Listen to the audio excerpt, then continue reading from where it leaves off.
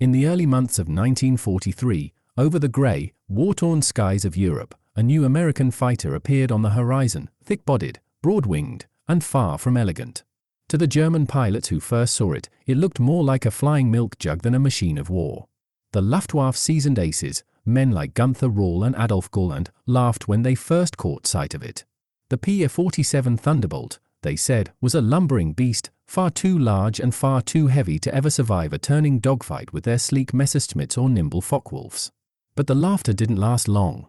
Because beneath that bulky fuselage sat a Pratt & Whitney i2800 double Wasp engine, a 2,000 horsepower monster that could claw its way to 30,000 feet and still keep pulling. And on each wing, 8 Browning .50 caliber machine guns waited in silence, each capable of firing over 800 rounds a minute. When the Thunderbolt finally bared its teeth, the joke was over. The arrival of the jug, the P-47, was born from necessity, not style. By 1942, American bombers flying into German-occupied Europe were being torn apart by enemy fighters. The B-17 Flying Fortresses and B-24 Liberators could hold their own with defensive guns, but over targets like Schweinfurt and Regensburg, they were sitting ducks once the Luftwaffe pounced. US bomber crews needed protection. They needed a fighter that could go the distance, all the way from England to the heart of Germany and back. But at that time, no American fighter had the range. The P-38 Lightning and P-51 Mustang were still in development or limited service. So the job fell, at first, to Republic Aviation and their new creation, a fighter that looked more like a flying tank than a plane. The first pilots who trained on the Thunderbolt called it a brute. It was massive, 33 feet long, 19,000 pounds fully loaded. Taking off required a long runway and a steady hand. Landing it was even trickier. It was like bringing down a freight train on roller skates, one pilot joked. Yet the Thunderbolt had something special, ruggedness. Its huge air-cooled radial engine could take punishment that would kill a liquid-cooled engine in seconds. Bullet holes didn't mean instant death. Oil leaks, shrapnel damage, even missing cylinders, the P-47 could still limp home. Pilots soon discovered that this lumbering brute had one thing no one else had, the ability to survive. Baptism over France in April 1943, the P-47 made its combat debut with the 4th Fighter Group, men who had once flown with the Royal Air Force's Eagle squadrons before America joined the war. They knew German tactics intimately. Their first missions didn't go smoothly. Radio interference, engine issues, and range limitations made early Thunderbolt sorties frustrating.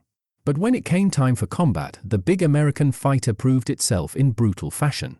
Captain Don Blakesley, a fiery Ohio native, was one of the first to take the P-47 into battle. On his early missions escorting B-17s over France, he quickly learned that diving was the jug's advantage. The Thunderbolt could drop from high altitude like a falling anvil, faster than any German plane could follow. On one mission, Blakesley and his flight were bounced by FW-190s over the French coast. Instead of turning, he pushed the nose down. The P-47 screamed earthward at over 500 miles an hour, its frame shuddering, wings humming. The Germans tried to follow, and lost control. 2 crashed into the sea. When Blakesley pulled out, his wings were bending so much he thought they'd snap. But the jug held together. After that day, the 4th Fighter Group learned how to fight on their own terms, not in tight turns, but in slashing dives and high-speed passes. And that's when the Germans first began to fear the Thunderbolt. A new kind of dogfight. Luftwaffe pilots were taught to underestimate the Thunderbolt. German intelligence briefings described it as heavy, unmaneuverable, and slow to climb.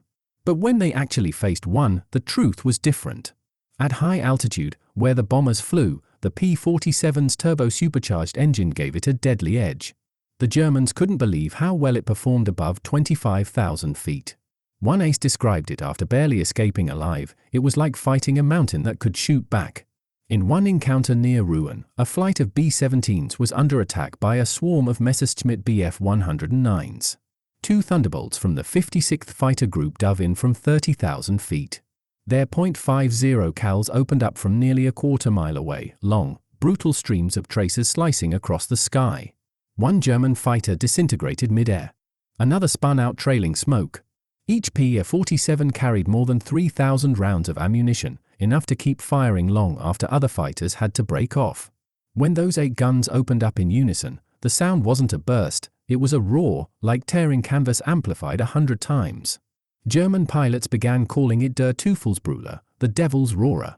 The men who mastered it, the 56th Fighter Group, known as a Zemke's Wolfpack, became synonymous with the Thunderbolt. Under the command of Colonel Hubert Hub Zemke, they developed the tactics that turned the heavy fighter into a killer. Zemke was analytical, a strategist who understood his machine's strengths. He told his men never to dogfight in the horizontal plane. Instead, they would fight vertically, dive, fire, and climb again before the enemy could react. One of Zemke's best pilots was Francis Gabriel Gabreski, a Polish-American ace whose kill count would eventually reach 28. Gabreski loved the P-47's toughness. He once said, "You could fly through a forest of flak, come out missing a cylinder or two, and still get home. Try that in a 109. In June 1944, just days after D-Day, Gabreski's squadron strafed a German airfield in France.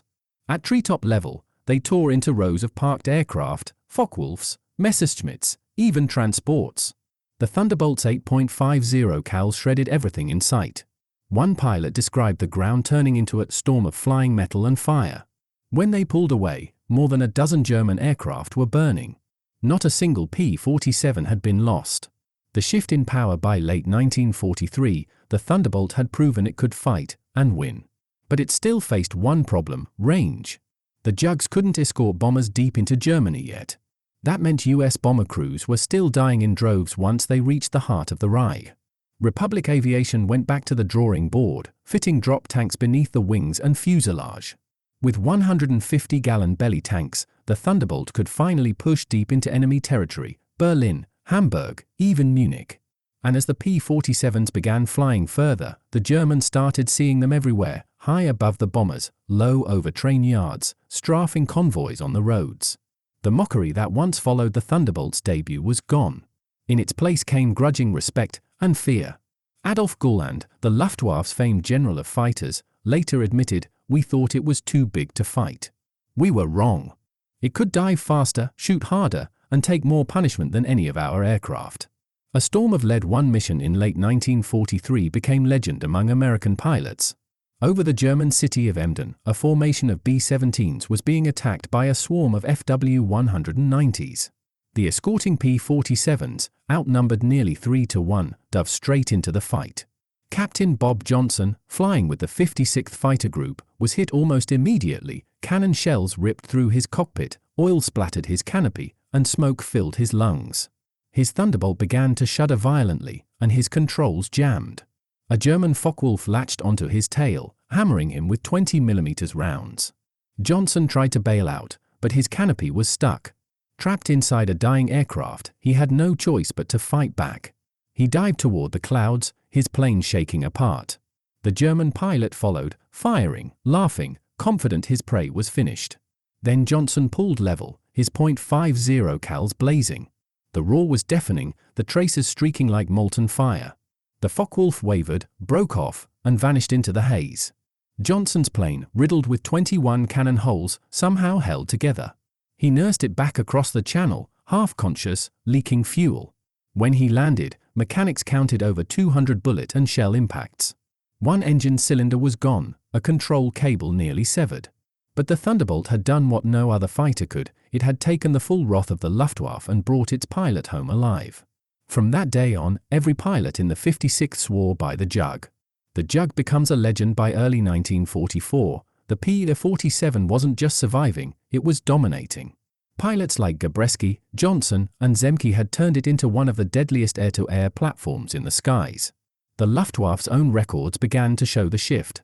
Where once they listed Thunderbolts as easy kills, now they were described as formidable opponents. And it wasn't just in the air. As the Allies pushed closer to D-Day, Thunderbolts were unleashed on the ground, attacking rail lines, convoys, bridges, tanks. Armed with bombs, rockets, and gun pods, they became the hammer of the Allied advance. To German soldiers on the ground, the sound of a P-47's radial engine was pure dread. They called it der brüllende Ochse, the roaring ox. On cloudy days, the Jugs came screaming out of nowhere, strafing at treetop level. Columns of trucks would scatter, crews diving for ditches as the .50 cals tore through metal and men alike. One German tanker, writing in his diary in late 1944, put it simply, "We fear them more than the bombers. The bombers come and go. The Thunderbolts hunt us. The turning of the tide by the spring of 1944, the mockery that had once followed the P-47 was a distant memory. American airmen were no longer the underdogs of Europe's skies, they owned them. From Normandy to Berlin, the Thunderbolt was everywhere, strafing trains in France, blasting tanks in the Ardennes, or dueling Messerschmitts over the Rhine. And the same German pilots who once called it slow and ugly now spoke of it with something close to awe. For the men of the Luftwaffe, the arrival of the Thunderbolt meant one thing: the balance of power had shifted. The air war over Europe would never be the same again. By the spring of 1944, the skies over Europe had changed. Where once the Luftwaffe owned the daylight, now silver squadrons of American fighters roamed freely from the English Channel to the Rhine. At the heart of that aerial onslaught was the Republic P-47 Thunderbolt, the Zug. It was no longer the butt of German jokes. It was now the scourge of the Rhine. Prelude to D-Day. In the months leading up to the Normandy invasion, Allied command understood one grim truth: control of the skies would determine the fate of Europe. No landing craft, no tank, and no soldier could move safely across France if the Luftwaffe remained intact. The 8th and 9th Air Forces were ordered to destroy it, every airfield, every fuel depot, every fighter base that Germany possessed in Western Europe. And to carry out that mission, they unleashed the Thunderbolts. Between February and June 1944, hundreds of P-47s flew daily sweeps across northern France, Belgium, and the Netherlands. They bombed airfields at Lille, Cambrai, and Abbeville. They strafed supply trains, cut communication lines, and burned convoys to the ground. The German Air Force never had a chance to recover. By the time Allied troops landed at Normandy on June 6, 1944, Luftwaffe presence over the beaches was almost non-existent. Out of the thousands of German aircraft once stationed in France, only a handful managed to take off that morning, and most were shot down within minutes. The men on the ground never forgot the sight. As American and British soldiers fought to secure the beaches, P-47 screamed overhead in tight formation, their wings loaded with bombs and rockets. The roar of their engines drowned out the surf.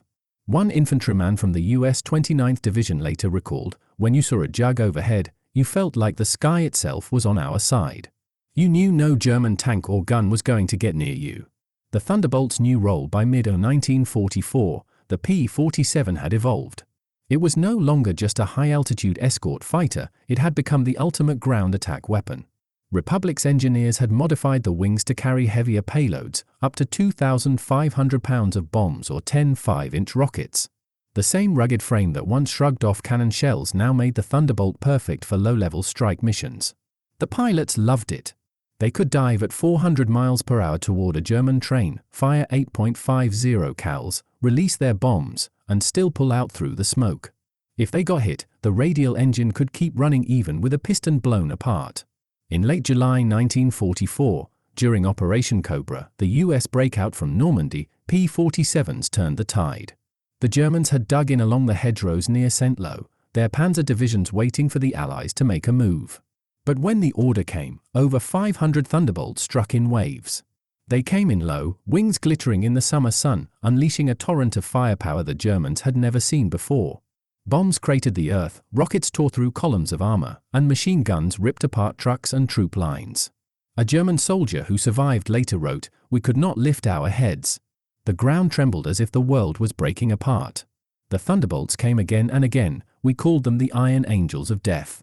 When the smoke cleared, the panzer divisions had been shattered. The American ground forces surged forward. From that day on, the P-47 became the symbol of Allied dominance, the angel of vengeance that hunted anything bearing a black cross.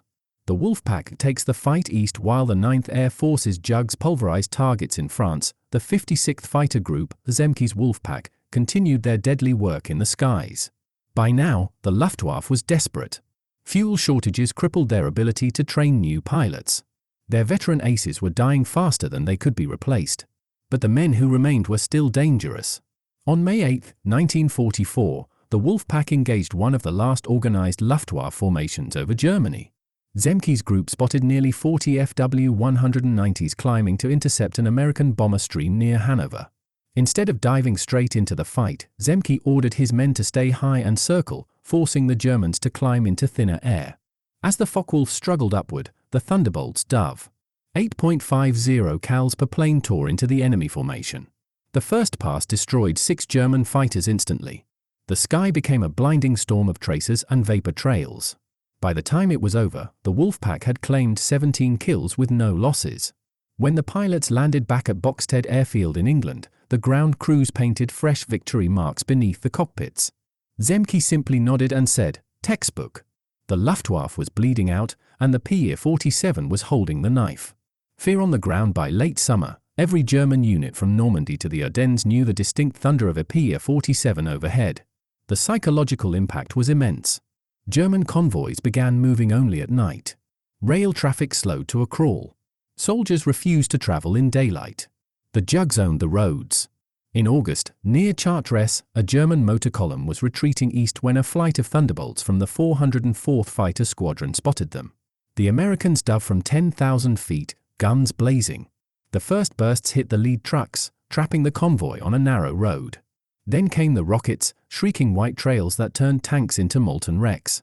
A British war correspondent who visited the site afterward described it as a mile-long scar of twisted metal. And it wasn't just the destruction that impressed the Allies, it was the precision. The P-47 pilots had learned to use their speed and weight to devastating effect. They would roll inverted in their dives, line up their targets through the K-14 gun sight, and pull the trigger for less than a second, just long enough to slice a train in half. No other Allied aircraft could take that kind of punishment and keep fighting.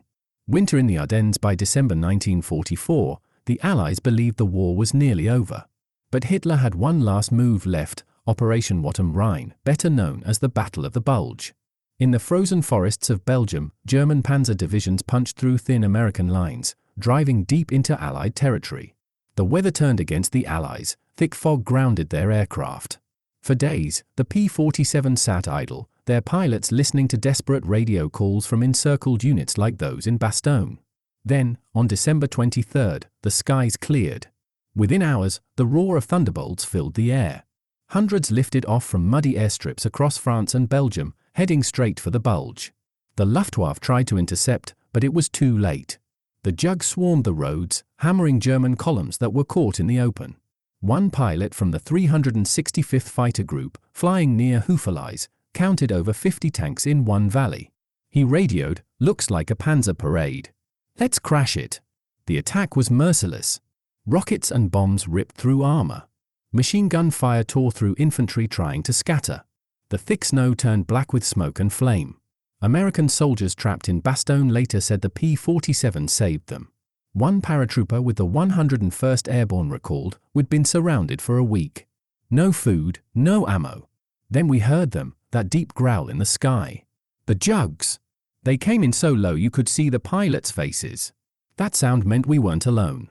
When the Battle of the Bulge ended, German armor was crippled. The Luftwaffe had lost hundreds of aircraft in a futile effort to stop the Allied air assault. And once again, the Thunderbolt had proven why it was feared. The final push in the spring of 1945, as Allied troops crossed the Rhine and marched into Germany, the P-47 was there every step of the way. The once proud Luftwaffe was a shadow of its former self, fuel-starved, outnumbered, and unable to contest the skies. Now the Thunderbolt turned its fury on the ground. It bombed retreating convoys, strafed trains leaving Berlin, and destroyed bridges to cut off escape routes. When American soldiers entered small German towns, they often found columns of burnt-out vehicles lining the roads, silent evidence of the Jugs' passage. For the German civilians who survived, the image of a diving Thunderbolt, silver wings glinting, guns blazing, would haunt them for decades. By VE Day, the Thunderbolt had flown over 746,000 sorties and destroyed more than 86,000 ground targets, including 9,000 locomotives, 6,000 armored vehicles, and 68,000 trucks. It had also claimed more than 3,700 enemy aircraft in aerial combat. No other Allied fighter carried such a staggering combat record. Respect earned the hard way when the war finally ended. The same German pilots who had once mocked the Thunderbolt admitted their mistake. Heinz Bahr, one of the Luftwaffe's most experienced aces, told an American interrogator after the war, "At first we laughed at your P-47. We said it was too big to be dangerous. Then we saw it dive, and we stopped laughing." Even Adolf Galland, the proud General der Jagdflieger, later wrote in his memoirs, "The Thunderbolt was underestimated by many of us. It was fast in a dive, strong in attack, and extremely hard to kill. We respected it greatly by 1944. And among the American pilots who flew it, respect turned into love. To them, the Jug wasn't pretty, but it was theirs, the plane that could bring them home no matter how bad things got. Francis Gabreski summed it up best: "If I had to fly one plane into hell and back, I'd take the Jug every time." Legacy of the Jug. After the war, the P-47's reputation spread far beyond Europe. It served in Korea, South America, and even with French forces in Indochina. But its true legacy lay in what it represented: the raw, unshakable power of American industry and determination. The Thunderbolt was not elegant. It wasn't built to impress. It was built to win, and it did. It symbolized the grit of the men who flew it, ordinary farm boys, mechanics, and factory workers turned warriors of the sky. They took a plane that no one believed in and turned it into one of the most formidable machines of the Second World War. And when the last Luftwaffe pilot saw that bulky silhouette bearing down, guns blazing, he wasn't laughing anymore. Because by then, every man who faced the P-47 knew the truth, that behind that thick armor and roaring engine was the very spirit of American resolve. The spirit that refused to back down. The spirit that turned mockery into victory. The spirit of the Thunderbolt. New frontiers. The Thunderbolt goes east as Europe burned and the Reich crumbled. Another war raged half a world away, in the steaming jungles and island chains of the Pacific. Here, in a theater ruled by distance, heat, and brutal conditions, the P-47 found a second life.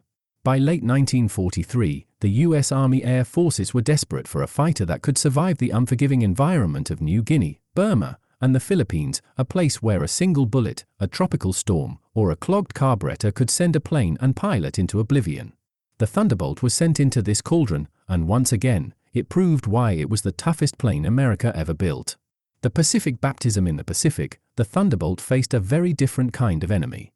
The Japanese Zero, the Mitsubishi A6M, was light, agile, and capable of turning inside almost any Allied fighter. Against it, the Thunderbolt looked like an anvil going up against a sword. But that anvil had something the Zero didn't: armor, speed, and 8.50 caliber guns. In the jungles of New Guinea, American pilots quickly learned the same lesson as their European counterparts: never try to outturn your enemy. Instead, they used altitude and firepower to dominate.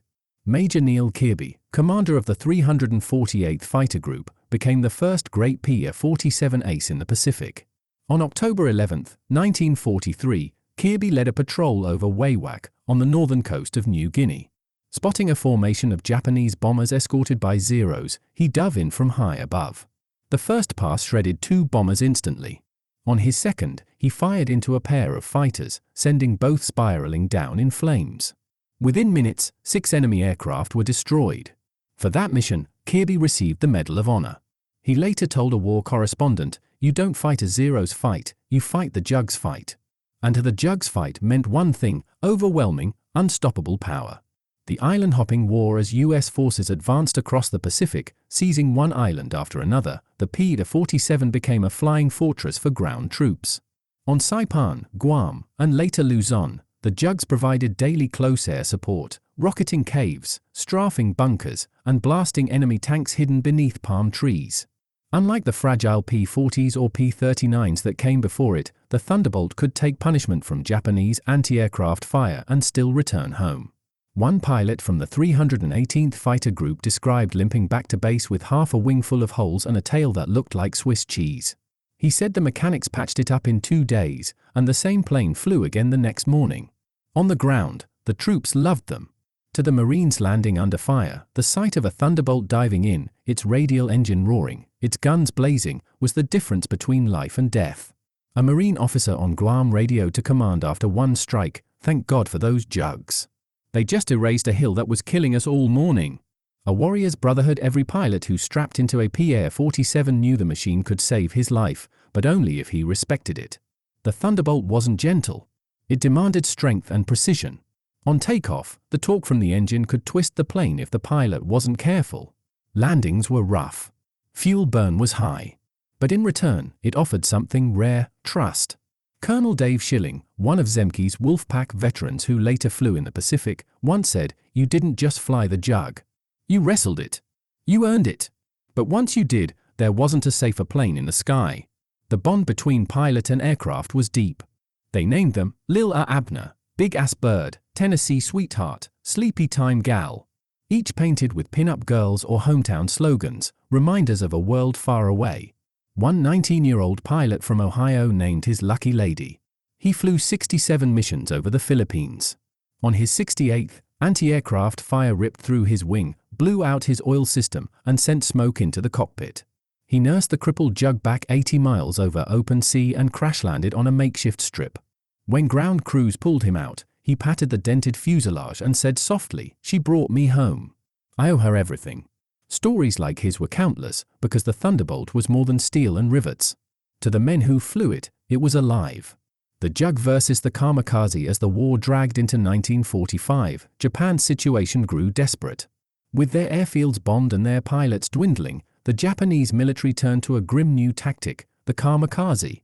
Suicidal pilots hurled themselves and their aircraft at American ships, determined to take as many lives as possible in the process. In response, Thunderbolt squadrons were stationed on forward islands like Okinawa and Iwo Jima to intercept these deadly attacks. In one battle over Okinawa in May 1945, radar picked up a formation of Japanese planes inbound toward the fleet. P-47 scrambled immediately. Major Ben Mayo led the intercept. His squadron climbed through heavy clouds, engines straining, until they broke into sunlight, and there they were, a dozen kamikazes flying low toward the ships below. The Thunderbolt's dove, guns blazing. Within seconds, the sky turned into chaos, tracers ripping through the air, aircraft exploding mid-dive. One kamikaze made it through, slamming into an American destroyer. But the rest were cut down before they reached the fleet. Mayo's flight claimed 10 kills that day, at the cost of one pilot, shot down by flak. After the fight, Mayo wrote in his logbook, "They said the Thunderbolt was too big for this kind of war. I say it's just right. When it hits, the enemy stops moving." When the war ended, when Japan finally surrendered in August 1945, thousands of Thunderbolts sat lined up on airfields across two oceans, their paint chipped, engines scorched, but still ready to fly. Many would never fly again. Some were sold for scrap at $50 apiece. Others were pushed into the ocean to make room for newer jets. The men who had flown them watched in silence. Gabreski, Zemke, Kirby, Schilling, these names had become synonymous with courage and skill. But to each of them, the Jug was more than a tool of war. It was a companion, a survivor, a symbol of endurance. Years later, when asked what the Thunderbolt meant to him, Gabreski simply said, "It was like a loyal friend. You could trust it to the end." Reflections from the cockpit. For the men who survived, the memories of flying the Thunderbolt never faded. They remembered the first time they fired those 8.50 caliber guns, the vibration shaking through the frame, the smell of cordite, the sight of tracers streaking ahead like molten stars. They remembered the engine's deep growl on takeoff, the whistle of air past the canopy at 400 miles per hour, the violent shudder when flak burst nearby. They remembered friends who never came back, men whose last view of the world was the curved nose of their Jug diving through smoke. But above all, they remembered what it felt like to be part of something bigger. In a war of machines, the Thunderbolt had heart. It wasn't beautiful, but it was dependable. It wasn't sleek, but it was strong. It represented the very character of the men who built it, factory workers in Connecticut and New York who pounded rivets day and night, mothers and daughters who filled ammunition belts, mechanics who kept engines alive with spit, sweat, and stubborn will. It was America itself, turned into a weapon. An echo through time. After the war, the P-47 quietly faded into history's background. The sleek, new jet age had arrived, the F-86 Sabre, the Meteor, the MiG. But among those who knew what war truly was, the Jug remained something sacred. In small museums and dusty airfields across the country, restored Thunderbolts still fly today. Their engines roar just as they did 80 years ago, deep, guttural, unshakable. At air shows, old men in worn leather jackets stand at the fences and watch. They don't cheer. They just nod. They remember. For them, the sight of that big radial nose, that silver fuselage, and those 8.50 cals isn't nostalgia, it's memory. Memory of the friends they lost. Memory of what it meant to fight and survive. And as that sound fades into the distance, they know they're hearing something more than an airplane. They're hearing the voice of a generation. From mockery to mastery. When the Thunderbolt first appeared over Europe, the German pilots laughed. They said it was too big, too slow, too clumsy to ever threaten them. But war has a way of silencing arrogance. Within a year, that same aircraft was the most feared presence in the skies, a machine that could outdive anything, outgun anyone, and take punishment no human should survive. The Thunderbolt didn't just change the air war, it changed how the enemy viewed American power. For the Luftwaffe, it was a rude awakening. For the Allies, it was vindication. And for the men who flew it, it was something more profound, a partner that carried them through hell and brought them home again. The moral weight of firepower, yet behind every story of victory, there lingered the quiet cost. Each time those 8 Brownings opened fire, it wasn't just metal tearing through the air, it was the end of another man's life. Pilots like Gabreski and Zemke knew it. They carried it with them long after the guns went silent. War had taught them what power could do, and what it demanded in return. One pilot, years later, summed it up to his grandson in a single sentence: "We didn't fly for glory. We flew so others didn't have to die." That was the true legacy of the Thunderbolt. Not just its armor or its speed, but the humanity of the men inside it, men who faced impossible odds, did their duty, and carried the burden of it forever. Today, when historians speak of World War II fighters, the P-51 Mustang often steals the spotlight: elegant, fast, glamorous. But among the men who actually fought, there's a quiet understanding: the Mustang won hearts, but the Thunderbolt won wars. It didn't need to be loved to be effective. It didn't need to be beautiful to be remembered. It just needed to be tough enough, and it was. The Germans mocked it. The Japanese underestimated it. But when those 8.50 caliber guns thundered through the clouds, there was no mistaking what it meant. It meant America had arrived. It meant the tide had turned. It meant that from that moment on, no one would laugh at the jug again.